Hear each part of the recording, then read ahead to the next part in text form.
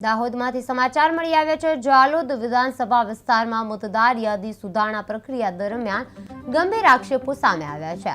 કોંગ્રેસે આરોપ લગાવ્યો એ છે કે ચૂંટણી આયોગ અને ભાજપ સરકાર દ્વારા એસઆઈઆર કામગીરી દરમિયાન વાંધા લેવા માટેની તારીખ લંબાવીને સાચા મતદારોના નામ કમી કરવાની સાજિશ રચાઈ છે।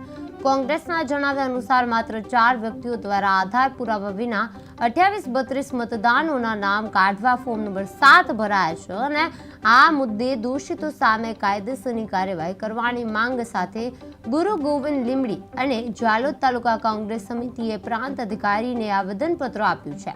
સાથે જ જો કાર્યવાહી નહીં થાય તો ઉગ્ર આંદોલનની ચીમકી પણ આપવામાં આવી છે।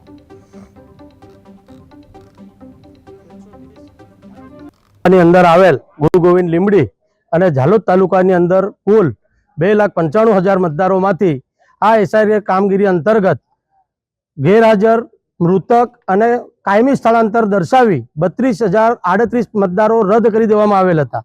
એ બાદ ખરેખર જે વાંધો વચકો લેવાની છેલ્લી તારીખ 18/1/2026 હતી, પરંતુ ચૂંટણી પંચ અને ભાજપ સરકારની મિલીભગતથી આ તારીખ લંબાવી અને 30/1/2026 કરવામાં આવી।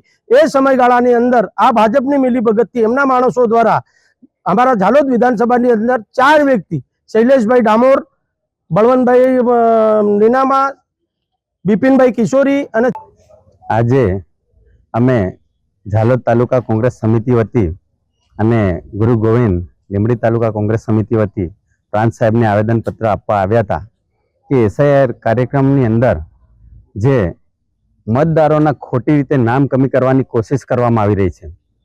અહીંયા જાલોદની અંદર 2800થી વધુ બોગસ અરજીઓ જે 4 વ્યક્તિઓ કરવામાં આવી છે, ભારતીય જનતા પાર્ટીના ઈશારે કરવામાં આવેલી છે।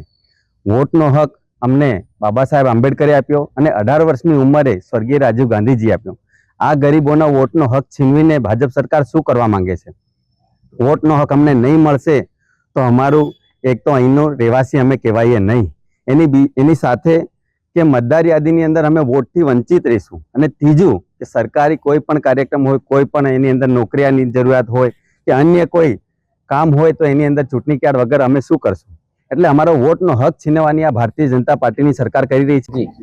130 જાલોદ વિધાનસભાની અંદર આવેલ ગુરુ ગોવિંદ લીમડી અને જાલોદ તાલુકાની અંદર કુલ 2,95,000 મતદારોમાંથી આ એસઆઈઆર કામગીરી અંતર્ગત ગેરહાજર મૃતક અને કાયમી સ્થળાંતર દર્શાવી 32,038 મતદારો રદ કરી દેવામાં આવેલ હતા।